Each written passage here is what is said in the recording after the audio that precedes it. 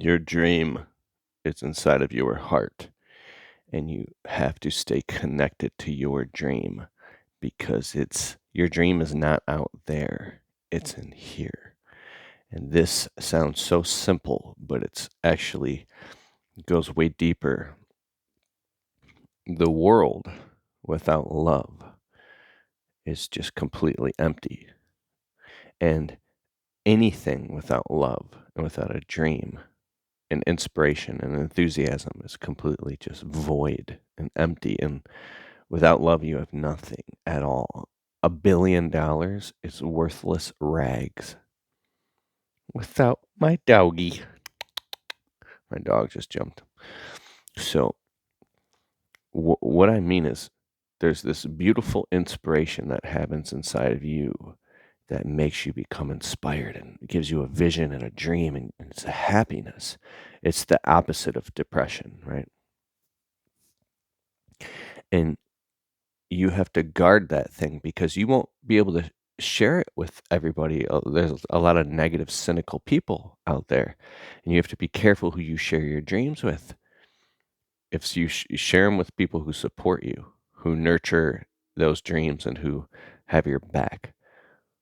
But don't share your dreams with people who cut you down and say they won't work. So learn quickly. And another thing I want to say is this is almost so strange.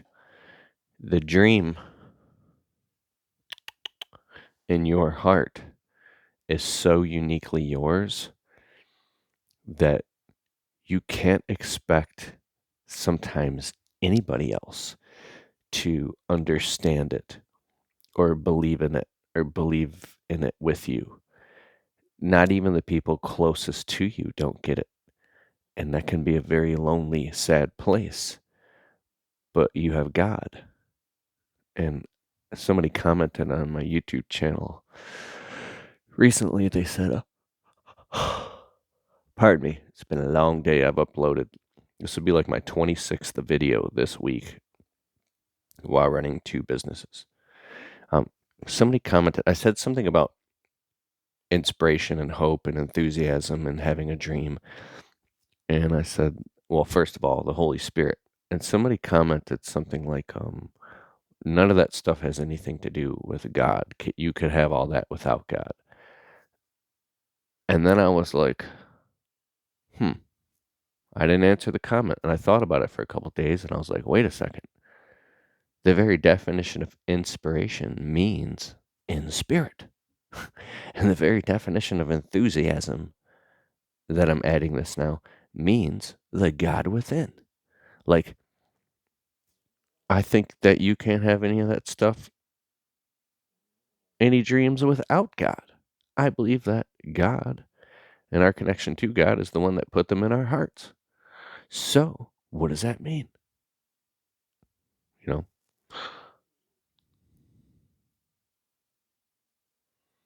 So, this is the reciprocal.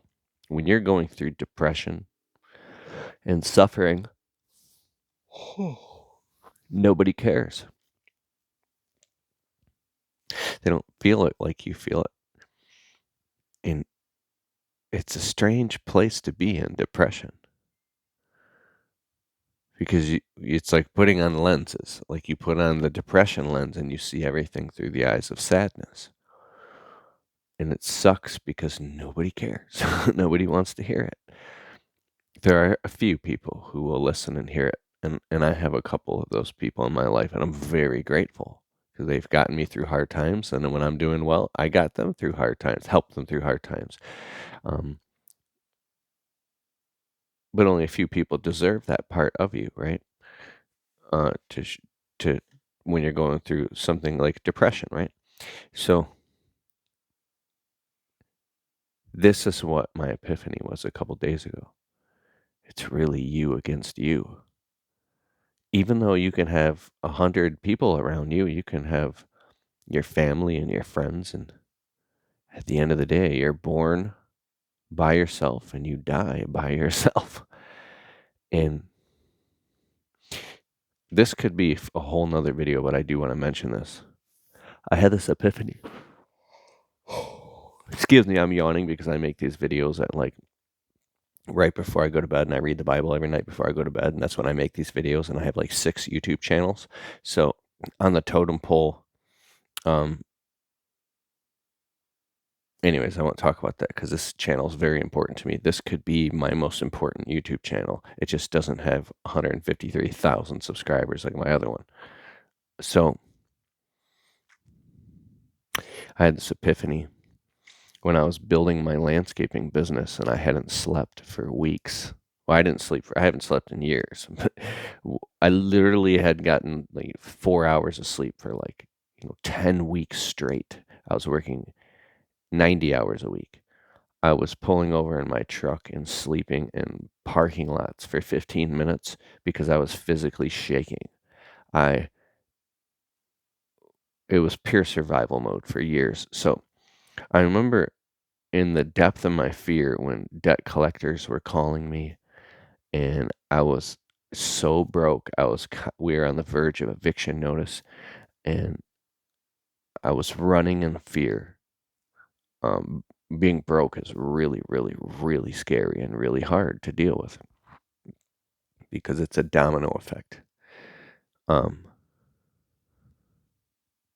it was so painful to me that I was willing to I would work 100 hours a week, and I made this decision. I would have worked 100 hours a week nonstop until it put me in my grave,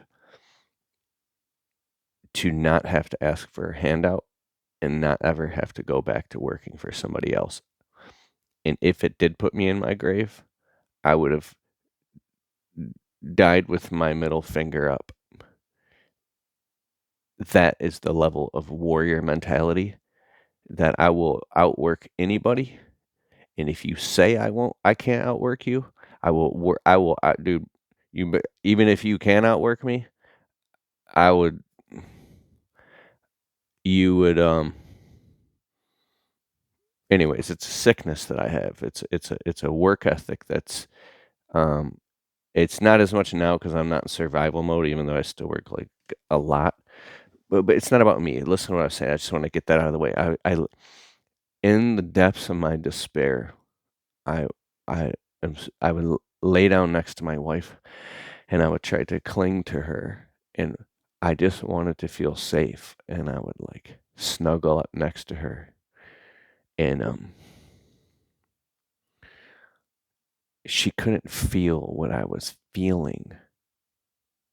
She enjoyed my love, or enjoyed my, how can I say this? Is very difficult to say.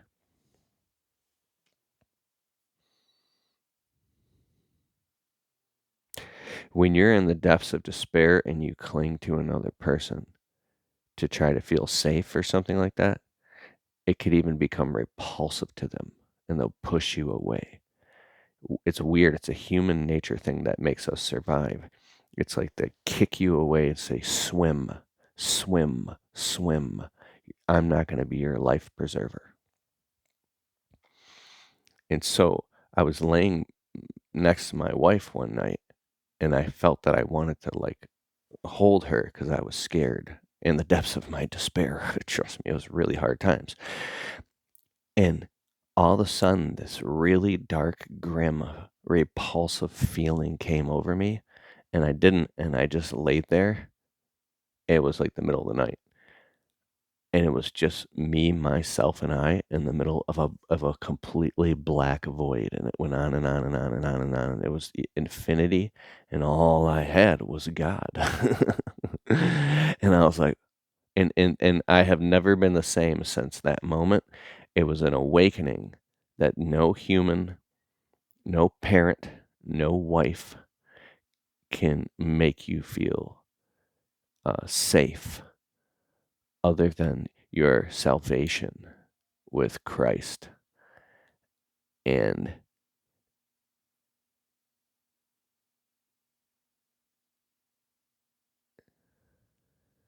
it was so true to me in that moment. This truth came pouring in that it was very hard pill to swallow, but it was healing for me. So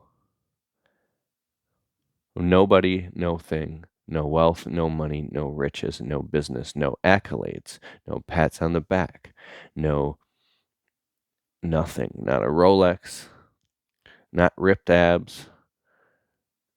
Nobody cares. If you build $100 million business and you've got a mansion and a house in Florida and a house up north, and nobody cares. If you've got a Bugatti, nobody cares. The only thing people care about is how you make them feel and how you treat them when you're with them. Do you listen to them? Do you have empathy? Do you understand them? Are you there for them? Do you care? And are you there for them? And that might include helping them financially if you have a bunch of money. But you doing anything whatsoever at all to try to get the approval of anybody through your hard work, through your accolades, through ripped abs, through being rich, it's like worthless rags. Give you an example. Let's say you dream of having a $2 million house, and you think that's going to make your wife love you more. Like, finally, you're the man you did it, right? It's the best house that you could literally be moving into that house. And if you're late from work or late for dinner, you had a dinner date with her and you're 15 minutes late, and she's upset with you because that dinner date between you and her was more important than any materialistic thing. And she could be very upset. And I'm talking very emotionally upset, as if like you all of a sudden don't care about her. You could be like, but I'm scrambling and I'm running around to do everything I can because we're moving into this $2 million dream house, and I'm doing all these things right. None of that matters at all. All that matters in this moment is that you're late right now. And you told her you would be on time. And now, if to her that means love, that you're on time for a dinner date or something, like a date with her, and you're late and you didn't call or something and you left her hanging, if that's something that's really important to her, she don't care about anything else. She doesn't care if you've been on time the last 25 times in a row. You're late right now. And so you could go into total anxiety where your world is flipped up down and the walls are closing in on you. Like, you've worked so hard, you've made all this money, you're moving into a $2 million house. And now you're in complete anxiety with the walls closing in, going, oh my gosh, I'm freaking killing myself to create all this materialism, on the verge of giving myself a heart attack so I could make other people happy and have other people acknowledge me. And they're still mad at me.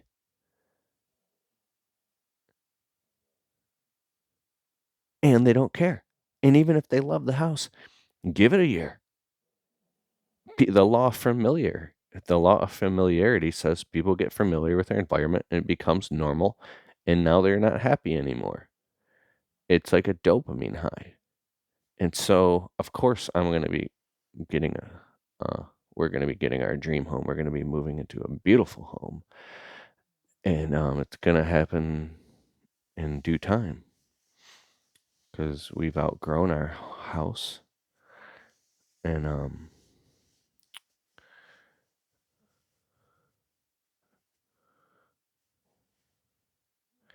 there's a saying, you'll have all those things when those things no longer matter.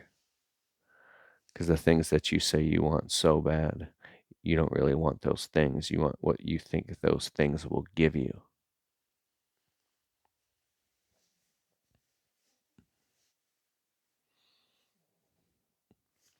There's one more thing coming to my heart. If you so badly want, like your father, to just say, man, I'm so proud of you. And he's too proud to say it, and he'll never say it. He might never say it. He might die, and you might die, and you never heard it once. So if that's something that is eating you alive and you're not, and you're running on a rat wheel, work that out. Get that worked out. And another thing, if your wife, I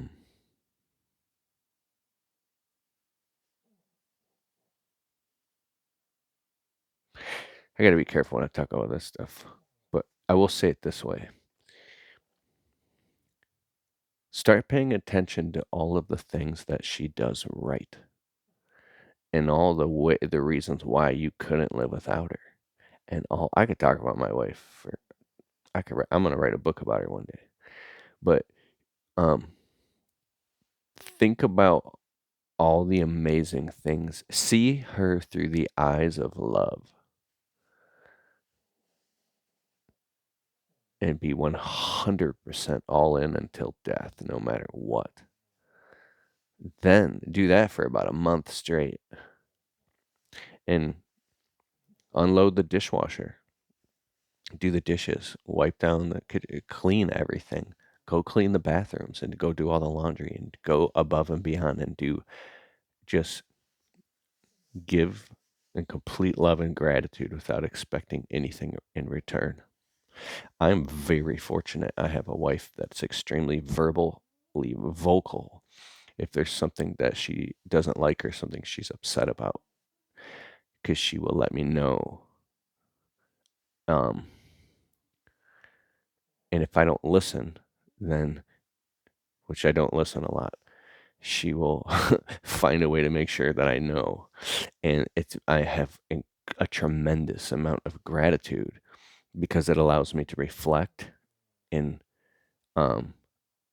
grow up, right? Because I hear stories about people who've been married for years, and one of the other spouses, they don't freaking grow up, and they have this codependent, unhealthy, insane, toxic marriage or relationship because they're too afraid to just communicate with each other in a candid, authentic way. And so one person's erroneous behavior just goes left unchecked for years. And then you get to this point where you have like a dad who's just laying around the house all day drinking beer from 10 a.m. till 1 a.m., not doing anything around the house to help pitch in or do anything. Or you got like a wife who's just screaming at her husband all day and treating him like an imbecile and not respecting him whatsoever at all. Like there's all types of different scenarios that happen. There's a saying, it's better to raise a healthy intimacy than it is to try to fix a broken one. And that leads me to this.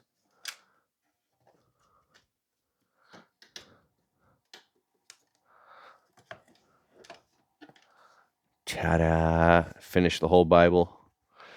From where I started reading, and now I'm starting back at chapter 1 again. I'm actually in Genesis. I'm going to read it. And I'm going to go to bed then, where I'm at this point. Genesis. All right. Have a good night, and much respect to you, and many blessings. I'll be back, and I'll be reading the Bible. Hit me up in the comments below. Peace. Check all my playlists too.